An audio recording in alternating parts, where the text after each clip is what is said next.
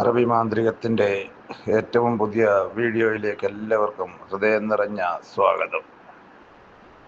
ഇന്ന് ഇവിടെ പരാമർശിക്കുന്ന വിഷയമെന്ന് പറയുന്നത് ശത്രുദോഷം എങ്ങനെ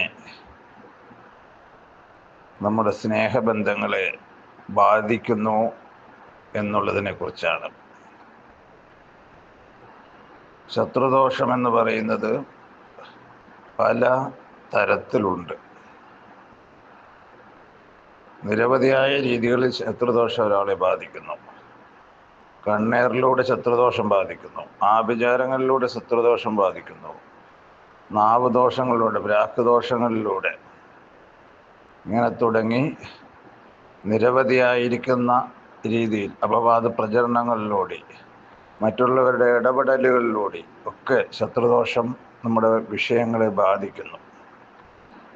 ഇപ്പോൾ രണ്ട് വ്യക്തികൾ പ്രണയിച്ചിരിക്കുമ്പോൾ അവരിൽ എങ്ങനെയാണ് ശത്രുദോഷം ബാധിക്കും എന്ന് നോക്കാം. രണ്ടുപേർ പ്രണയിച്ചിരിക്കുമ്പോഴായിരിക്കും ഇവരുടെ പ്രണയം ഇവരുടെ വീട്ടിൽ പിടിക്കുന്നത്, അല്ലെങ്കിൽ നാട്ടിൽ പിടിക്കപ്പെടുന്നത്, അല്ലെങ്കിൽ മറ്റേതെങ്കിലും ഒരു സുഹൃത്ത് ഇവർക്കിടയിലേക്ക് കയറി വരുന്നത്. അപ്പോൾ അവർ യഥാർത്ഥത്തിൽ ശത്രുക്കളാണ്. ഇവരുടെ ബന്ധത്തെ തകർക്കാൻ വേണ്ടി ശത്രുവിൻ്റെ രൂപത്തിൽ ഇവരുടെ ജീവിതത്തിലേക്ക് ഇടപെടുന്നതായിട്ട് നമുക്ക് കാണാൻ കഴിയും. രണ്ടുപേരെ ആത്മാർത്ഥമായിട്ട് സ്നേഹിക്കുകയും അതിൽ ചിലപ്പോൾ പലരും വിവാഹിതരായി ഒന്നിച്ച് താമസിച്ച് ജീവിതം മുന്നോട്ട് കൊണ്ടുപോകാൻ ആഗ്രഹിക്കുന്നവരായിരിക്കും. അപ്പം അതിന് തടസ്സമായിട്ട് ചിലപ്പം വീട്ടിലുള്ളവരായിരിക്കും, നമുക്ക് പറ്റുന്ന ബന്ധമല്ല, ചെറുക്കൻ്റെ സ്വഭാവം ശരിയല്ല, പെണ്ണിൻ്റെ സ്വഭാവം ശരിയല്ല എന്നിങ്ങനെയൊക്കെ നൂറുകൂട്ടം കാര്യങ്ങൾ അവതരിപ്പിച്ച് ബന്ധത്തെ മുറിച്ചു കളയുന്നു.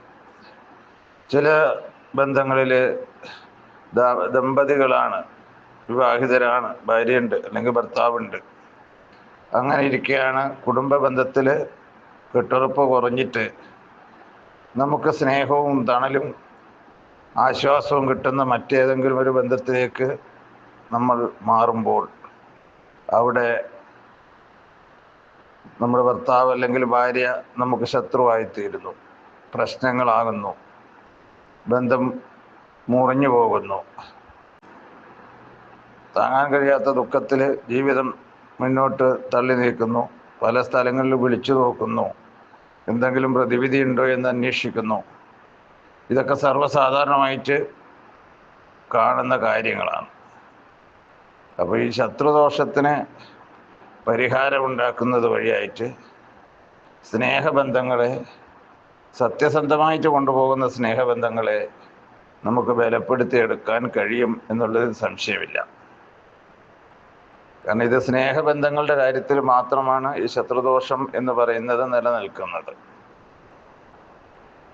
ബാക്കിയുള്ള വെറുതെയുള്ള പ്രേമം നടിച്ചുകൊണ്ടുള്ള ബന്ധങ്ങൾക്കൊന്നും ഇതിന് പ്രാധാന്യമില്ല എന്നുള്ള കാര്യം പ്രത്യേകം ഓർമ്മപ്പെടുത്തട്ടെ.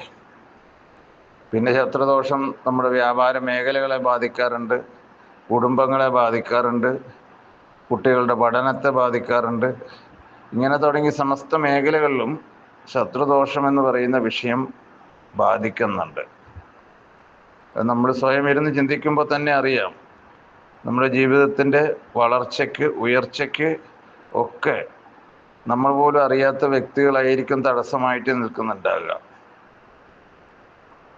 അത്തരത്തിലുള്ള ആളുകളെ കണ്ടെത്താനും അവരെ നമ്മുടെ കർമ്മമണ്ഡലങ്ങളിൽ നിന്ന് അല്ലെങ്കിൽ നമ്മുടെ പ്രവർത്തനങ്ങൾക്ക് തടസ്സം നിൽക്കുന്ന കാര്യങ്ങളിൽ നിന്ന് ഒഴിവാക്കുകയും ചെയ്താൽ നമുക്ക് കാര്യങ്ങളെ സുഗമമായിട്ട് മുന്നോട്ടേക്ക് കൊണ്ടുപോകാൻ കഴിയും. ഇതിന് അറബിയിൽ ധാരാളം കർമ്മങ്ങളൊക്കെ ഉണ്ട്. ശക്തിയേറിയ കർമ്മങ്ങളിലൂടെ ശത്രുവിനെ പൂർണ്ണമായി ഒഴിവാക്കാൻ കഴിയുമെന്നുള്ളത് സത്യമാണ്. എൻ്റെ ഈ വീഡിയോ ഇഷ്ടപ്പെട്ടാൽ സബ്സ്ക്രൈബ് ചെയ്യുക, ഷെയർ ചെയ്യുക. അതോടൊപ്പം എന്തെങ്കിലും ആവശ്യങ്ങൾ, ഇതുമായി ബന്ധപ്പെട്ട് സംശയങ്ങൾ ഉണ്ടെങ്കിൽ ഇതിൽ കൊടുത്ത നമ്പറിൽ എന്നെ നേരിട്ട് വിളിക്കാവുന്നതാണ്. നന്ദി, നമസ്കാരം.